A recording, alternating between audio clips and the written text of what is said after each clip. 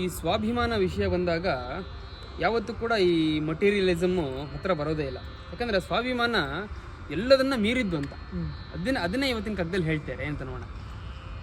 ಮಡಕೆಯನು ಬಡಿದು ಹೊನ್ಕೊಡವ ತೋರುವ ಸಖನೆ, ಪಡೆದಿಹೆಯ ರಹದಾರಿಯನು ಹೊನ್ನ ಗಣಿಗೆ, ಒಡಲಿಗೊಗ್ಗಿದ ನೀರ ಚೆಲ್ಲಿದೊಡದೇಂಪಾಲ, ಕುಡಿವ ಸಂತಸ ಕೆಣೆಯೇ ಮಂಕುತಿಮ್ಮ.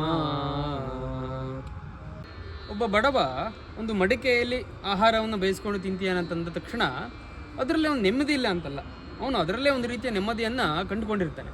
ನಾವು ಹೋಗಿ ಒಂದು ಮಣ್ಣಿನ ಮಡಿಕೆಯಲ್ಲಿ ಯಾಕೆ ನೀನು ಆಹಾರ ಬೇಯಿಸ್ಕೊಳ್ತೀಯ, ಚಿನ್ನದ ಮಡಿಕೆ ಕೊಡ್ತೀನಿ ನಿಮಗೆ ಅಂತ ಹೇಳಿದ ತಕ್ಷಣ ಅವನಿಗೇನು ಖುಷಿ ಆಗತ್ತೆ ಅಂತೇನಿಲ್ಲ. ಅಥವಾ ಅದರಲ್ಲೇ ಒಂದು ಬೇಯಿಸ್ಕೊಂಡು ತಿಂದು ನೆಮ್ಮದಿನ ಪಡ್ಕೊಳ್ತಾನಂತಿಲ್ಲ. ಅವನಿಗೆ ನೆಮ್ಮದಿ ಆ ಮಣ್ಣಿನ ಮಡಿಕೆಯಲ್ಲೇ, ಅದರ ಒಂದು ಅಭ್ಯಾಸ ಆಗಿರುತ್ತೆ ಅವನಿಗೆ. ಮತ್ತು ನೀನು ಜೀವನ ಮಾಡ್ತಿರೋ ರೀತಿ ಸರಿ ಇಲ್ಲ, ನೀನು ಚಿನ್ನದ ಮಡಿಕೆಯಲ್ಲೇ ಮಾಡಬೇಕು ಅಂತ ಹೇಳೋಕ್ಕೆ ನಿನ್ನತ್ತೆ ಚಿನ್ನದ ಗಣಿಯ ಲೈಸೆನ್ಸ್ ಇದೆಯಾ ಅಂತ ಕೂಡ ಕೇಳ್ತಾರೆ. ಅಂದರೆ ಎಲ್ಲರನ್ನೂ ಕೂಡ ನಾವೇ ಸರಿ ಮಾಡ್ತೀವಿ ಅಂತ ಕೂಡ ಹೇಳೋಕ್ಕಾಗಲ್ಲ. ಮತ್ತು ಇನ್ನೊಂದು ಒಳ್ಳೆಯ ಉದಾಹರಣೆ ಕೊಡ್ತಾರೆ. ಏನಪ್ಪ ಅಂತಂದರೆ, ಈ ಬಾಯಾರಿಕೆ ಆದಾಗ ನಮಗೆ ನೀರು ಬೇಕು ಹೋಗ್ತಾನೆ. ಅಂಥ ಬಾಯಾರಿಕೆ ಸಮಯದಲ್ಲಿ ನೀರು ಬದಲು ಎಷ್ಟೇ ಹಾಲು ಕುಡೀರಿ, ನೀವು ಕೊಡಗಟ್ಟಲೆ ಹಾಲು ಕುಡೀರಿ, ಬಾಯಾರಿಕೆ ಹೋಗಲ್ಲ. ಯಾಕಂದರೆ ಬಾಯಾರಿಕೆ ಹೋಗೋದು ನೀರಿಂದನೇ. ಆ ನೆಮ್ಮದಿ ಸಿಗೋದು ನೀರು ಕುಡಿದಾಗ ಮಾತ್ರ.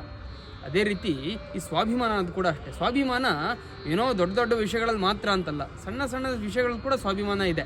ಮತ್ತು ಸ್ವಾಭಿಮಾನಕ್ಕೋಸ್ಕರ ಎಂತೆಂಥ ದೊಡ್ಡ ದೊಡ್ಡ ವಿಷಯಗಳನ್ನು ಕೂಡ ಬಿಟ್ಟಿರೋ ಒಂದಿಷ್ಟು ಪ್ರಸಂಗಗಳು ಕೂಡ ಇದೆ. ಅದರಿಂದ ಸ್ವಾಭಿಮಾನ ದೊಡ್ಡದು ಅಂತ ಇಲ್ಲಿ ಹೇಳ್ತಾರೆ. ನಮಸ್ಕಾರಗಳು.